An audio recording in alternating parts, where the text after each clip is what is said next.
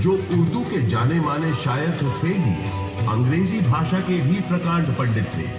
महादेवी वर्मा हिंदी की सशक्त कवियत्री जो आधुनिक मीरा के नाम से भी जानी गई। सुमित्रा नंदन पंत हिंदी साहित्य के छायावादी युग के महत्वपूर्ण स्तंभ, मधुशाला के लेखक और हिंदी साहित्य के पुरोधा कवियों में से एक हरिवंश राय बच्चन और अपने नाम ही के अनुरूप हिंदी भाषा के निराले कवि सूर्यकांत त्रिपाठी निराला, जिनकी ये कविता तो अद्भुत है। देखा मैंने उसे इलाहाबाद के पथ पर, वो तोड़ती पत्थर, चढ़ रही थी धूप गर्मियों के दिन, दिवा का तमतमाता रूप, उठी झुलसाती हुई लू, रुई ज्यों जलती हुई भूप, गर्द चिंगी छा गई, प्राय हुई दोपहर, वो तोड़ती पत्थर, देखा मैंने उसे इलाहाबाद के पथ पर, देखा मैंने उसे इलाहाबाद के पथ पर।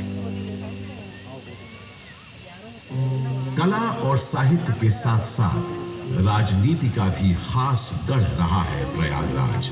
स्वतंत्रता संग्राम के अनेक शूरवीरों और गणमान्य व्यक्तियों का नाता इस शहर से रहा है, जैसे पंडित मोतीलाल नेहरू, राजश्री पुरुषोत्तम दास टंडन, महामना मदन मोहन मालवीय आदि। स्वतंत्र भारत के पहले प्रधानमंत्री पंडित जवाहरलाल नेहरू का जन्म इसी शहर में हुआ था।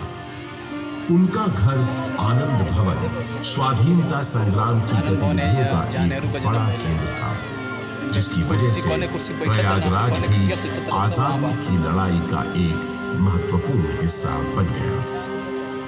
आजादी की बातें करें तो मुझे याद आता है सन 1857 का स्वाधीनता संग्राम, जिसका गवाह मैं खुद रहा हूं।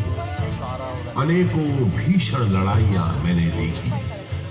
एक बार तो मुझे लगा था कि बस हमें विदेशी हुकूमत से छुटकारा मिल ही गया, लेकिन इसे बदकिस्मती कहें कि अंत में बाजी पलट गई।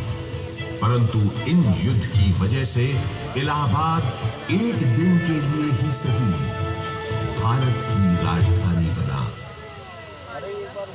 वो दिन था 1 नवंबर 1858। उस दिन प्रयागराज के मिंटो पार्क में एक शाही दरबार लगा था, जिसमें लॉर्ड कैनिंग ने महारानी विक्टोरिया का महत्वपूर्ण घोषणा पत्र पढ़ा।